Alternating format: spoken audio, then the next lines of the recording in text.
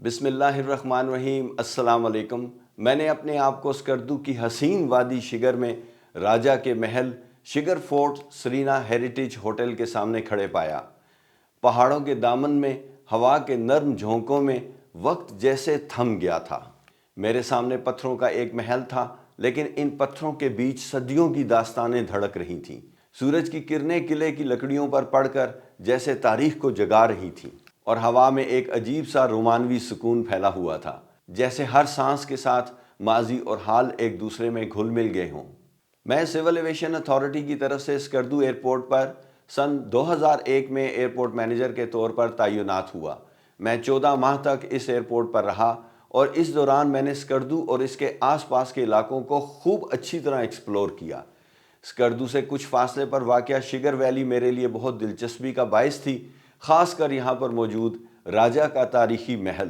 بلتستان کی اس وادی میں جہاں دریا پتھروں کے ساتھ بہتا ہے اور ہوا میں صدیوں کی خوشبو گھلی ہوئی ہے، وہاں ایک راجہ حسن خان نے 17ویں صدی میں اپنے خوابوں کا محل تعمیر کیا۔ مقامی زبان میں اسے فنکھر کہا جاتا ہے، مطلب پتھروں پر بنا ہوا محل۔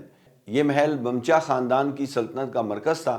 یہاں راجہ اپنے درباریوں کے ساتھ فیصلے کیا کرتے تھے۔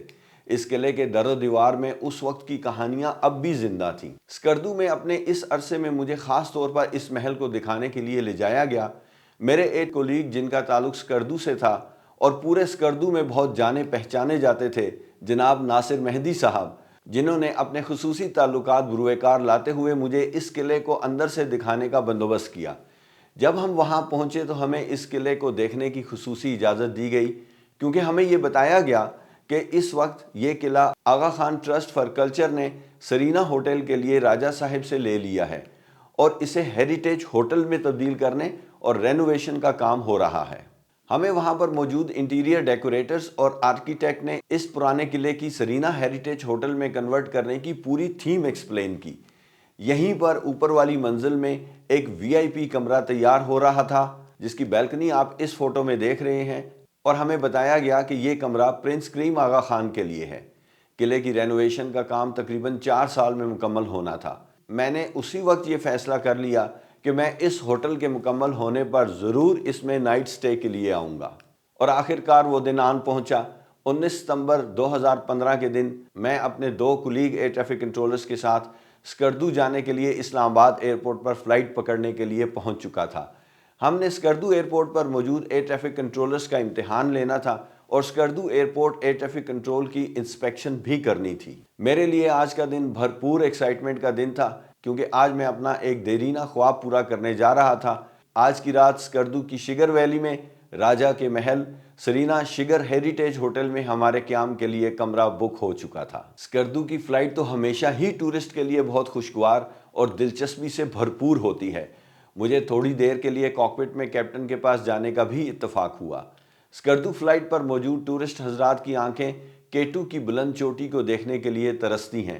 آج مجھے کاکپٹ میں سے اس خوبصورت دنیا کی دوسری بلند ترین چوٹی کو دیکھنے کا سنہری موقع مل گیا۔ اسکردو ایئرپورٹ لینڈنگ کے بعد جب ہوائی جہاز کے باہر سیڑھی پر قدم رکھا تو ناک کے ذریعے پھیپھڑوں میں جانے والی خنک ہوا نے یہاں کے سرد موسم کا پتہ دیا۔ اسکردو ایئرپورٹ پر اپنی مصروفیات سے فارغ ہو کر ہم شگر ویلی میں سرینا ہیریٹیج ہوٹل، جو کہ راجہ کا محل ہوا کرتا تھا، رات گزارنے کے لیے روانہ ہو گئے۔ راستے میں بہت خوبصورت ہینگنگ برج آیا، اور آس پاس تا حد نظر پھیلے ہوئے ریت کے بڑے بڑے ٹیلے دکھائی دیے۔ جب ہم سرینا ہوٹل پہنچے تو دوپہر ہو چکی تھی۔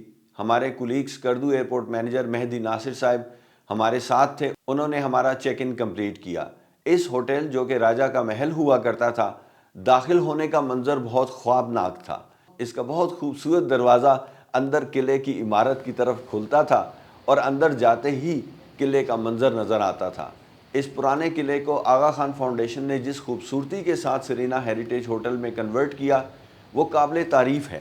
انہوں نے اس قلعے کی تاریخ کو مد نظر رکھتے ہوئے کسی قسم کا ایسا رد و بدل نہیں کیا جو اس کی تاریخی حیثیت کو بدلتا۔ یہ ہیریٹیج ہوٹل تاریخ اور لگژری کا حسین امتزاج تھا۔ اس قلعے کے اندر داخل ہوتے ہی الٹے ہاتھ پر بلڈنگ کی دیوار میں ایک چھوٹی سی کھڑکی تھی، اور یہی اس ہوٹل کا چیک ان ریسیپشن تھا۔ اس وقت آپ میرے پیچھے جناب مہدی ناصر صاحب کو دیکھ رہے ہوں گے۔ جو ہمارا چیک ان کمپلیٹ کر رہے تھے۔ چیک ان کمپلیٹ ہوتے ہی ہم اپنے کمرے میں گئے تاکہ فریش اپ ہو سکیں۔ کیا ہی خوبصورت اور حسین سیٹ اپ تھا۔ ہسٹورک قلعے کی تاریخ اور پھر سرینا کی الٹیمیٹ لگژری نے اس کمرے کو انتہائی رومانوی بنا دیا تھا۔ اس ہوٹل میں کمرہ بہت مشکل سے ملتا ہے کیونکہ یہ سارا سال بک رہتا ہے۔ لنچ کے لیے ہم دریا کے کنارے اس ہوٹل کے اوپن ایئر ڈائننگ سپیس میں آگئے۔ یہاں پر ہم نے اسکردو کے روایتی کھانے آرڈر کیے۔ برابر میں بہتے ہوئے دریا کا مدھم سا شور اور ہمارے پیچھے اس قلعے کی عمارت ایک عجیب خوشگوار تاثر پیدا کر رہی تھی۔ لنچ کرنے کے بعد ہم تھوڑی دیر کے لیے کمرے میں ریسٹ کرنے چلے گئے۔ پھر چائے پی کر ہم واپس ریسیپشن کے قریب پہنچ گئے جہاں سے ہمیں گائیڈ نے پورے قلعے کا ٹور کرایا۔ میں تو سمجھتا ہوں کہ کبھی بھی کسی تاریخی جگہ پر جانا ہو تو ہمیشہ وہاں پر گائیڈ کی خدمات حاصل کریں، کیونکہ جس ترتیب اور جس مزے کے ساتھ وہ آپ کو اس جگہ کی مکمل معلومات کے ساتھ خوبصورتی دکھاتے ہیں وہ حیرت انگیز ہوتی ہے۔ گائیڈ ہمیں قلعے کی ہر اس جگہ پر لے گئے جو ٹورسٹ کے لیے کھلی ہوئی تھی۔ ایک کمرے سے دوسرے کمرے تک ہم نے قدیم کچن، سٹور اور بیڈ رومز وغیرہ دیکھے، قدیم راجہ کے محل کے برتن دیکھے اور آخر میں گائیڈ ہمیں قلعے کی چھت پر لے گیا۔ وہاں پر اس نے دو مناظر دکھائے۔ پہلے تو اس نے قلعے کے پیچھے دیوار کی طرح کھڑی ہوئی بلند چٹان کی طرف اشارہ کرتے ہوئے بتایا کہ وہاں اس چٹان کی چوٹی پر راجہ کا خفیہ ٹھکانہ تھا۔ ہم سب کی نظریں اس سمت میں اٹھ گئیں۔ چٹان اتنی بلند اور کھڑی تھی کہ ایسا لگتا تھا کہ انسان تو کیا پرندہ بھی وہاں مشکل سے اتر سکے۔ اور تب گائیڈ نے وہ راز بتایا جس نے قلعے کی خاموشی میں سنسنی دوڑا دی۔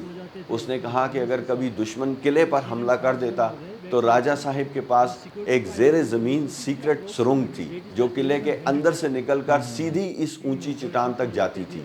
جیسے ہی خطرہ محسوس ہوتا، راجہ اور اس کے اہل خانہ اس سرنگ میں سے گزر کر اس محفوظ ٹھکانے پر چلے جاتے اور پھر پیچھے سے راستہ پتھروں سے بند کر دیا جاتا۔ اس وقت جنگیں بہت عام تھیں اور پہاڑوں میں بسنے والے راجہ اپنی حفاظت کے لیے ایسے حیرت انگیز طریقے ایجاد کرتے رہتے تھے۔ اگر کوئی دشمن ان کھڑی چٹانوں پر چڑھنے کی کوشش کرتا تو اوپر سے راجہ کے سپاہی پتھر اور گرم تیل پھینکتے۔ پھر گائیڈ نے ہمیں قلعے کے برابر میں ایک چھوٹی مگر خوبصورت عمارت کی طرف اشارہ کرتے ہوئے بتایا کہ 1999 میں جب آغا خان فاؤنڈیشن نے اس قلعے کی بحالی کا منصوبہ شروع کیا تو راجہ کے رہنے کے لیے قلعے کے برابر میں ایک خوبصورت روایتی طرز کا گھر بنا کر دیا جہاں پر راجہ خاندان کے لوگ رہتے ہیں۔ گائیڈ نے یہ بھی بتایا کہ اس سرینا ہوٹل سے حاصل ہونے والی آمدنی میں سے ایک حصہ راجہ صاحب کے خاندان کو جاتا ہے۔ یہ قلعہ آج بھی راجہ کے وجود سے جڑا ہوا ہے، بس اب یہ بادشاہت کے بجائے ثقافت اور تاریخ کا محافظ بن گیا ہے۔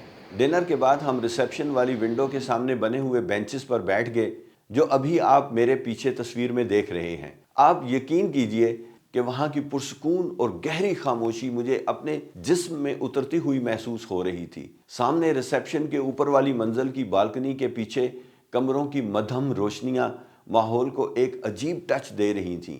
آسمان بہت صاف تھا اور بے شمار ستارے نظر آ رہے تھے۔ موسم بہت خنک تھا۔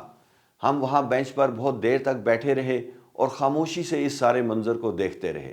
رات 1 بجے کا وقت تھا اور ہم نے وہاں سے اٹھنا چاہا کیونکہ سردی بہت زیادہ ہو چکی تھی۔ اس وقت میں نے اپنے دوست کو ایک آئیڈیا فلوٹ کیا۔ اس خنک سردی اور رومانوی جگہ کا لطف دوبالا ہو جائے گا اگر اس جگہ ہمیں کوئی دھواں دھار قسم کی گرما گرم کڑک دودھ پتی مل جائے۔ میرے ذہن میں یہ تھا کہ چونکہ یہ سرینا ہوٹل ہے، ان کی روم سروس بھی ہے، تو کسی کو ہلاتے جلاتے ہیں کہ بھائی ہمارے لیے کچھ کرو۔ ہمارے کہنے پر ایک صاحب ہمارے پاس آئے اور پوچھنے لگے کہ آپ کو کیا چاہیے؟ تو ہم نے انہیں ڈرتے ڈرتے پوچھا کہ یار کوئی کڑک دودھ پتی وغیرہ مل سکتی ہے؟ تو وہ کہنے لگے جناب کیوں نہیں، آپ حکم کریں۔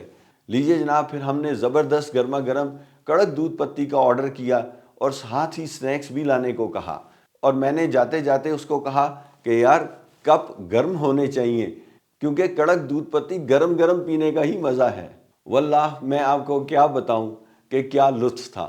وہ شخص گرما گرم کڑک دودھ پتی تھرموس میں سنیکس کے ساتھ اس بینچ پر ہی لے آیا۔ ہم نے پہلا کپ یہیں پر پیا اور پھر ہم بلڈنگ میں ڈائننگ ہال میں چلے گئے اور وہاں آتش دان کے پاس بیٹھ کر تھرموس میں موجود باقی کڑک دودھ پتی سنیکس کے ساتھ انجوائے کی۔ آدھی رات کا وقت، سرد موسم اور گہری خاموشی میں ڈوبی ہوئی راجہ کی قدیم محل سرینا ہیریٹیج ہوٹل کی عمارت، میں آپ کو کیا بتاؤں کہ کیسا منظر تھا۔ یہ میرے لیے ہمیشہ کی حسین یادیں بن چکی تھیں۔ اگلی صبح 5:30 بجے ہمیں ناشتے کے لیے اٹھا دیا گیا کیونکہ ہم نے اسکردو ایئرپورٹ سے صبح والی واپسی کی فلائٹ پکڑنی تھی۔ سرینا ہوٹل کے ٹریڈیشنل ڈائننگ ہال میں آئے۔ یہ کمرہ پہلے گھوڑوں کا استبل ہوا کرتا تھا۔ روایتی خوبانی کے جوس کے ساتھ ناشتے کا بہت مزہ آیا، اور یہ بتانے کی ضرورت نہیں کہ ہم نے ناشتے میں کیا کھایا۔ فرائی انڈے، آملیٹ اور پراٹھے بہت لذیذ تھے۔ سرینا ہوٹل کی ٹرانسپورٹ نے ہمیں وقت پر فلائٹ کے لیے ایئرپورٹ پہنچا دیا۔ واپسی میں ہوائی جہاز میں خاموشی سے بیٹھے ان گزرے ہوئے لمحات کو یاد کرنا بہت اچھا لگا۔ میں نے اسکردو ایئرپورٹ پر 2001 میں 14 ماہ قیام کے دوران بہت حسین لمحات گزارے ہیں۔ حقیقت اور داستان کے اس چینل پر میں آپ کے ساتھ اپنی کہانیاں ضرور شیئر کرتا رہوں گا۔ آئندہ کہانی تک کے لیے اجازت چاہتا ہوں۔ اللہ حافظ۔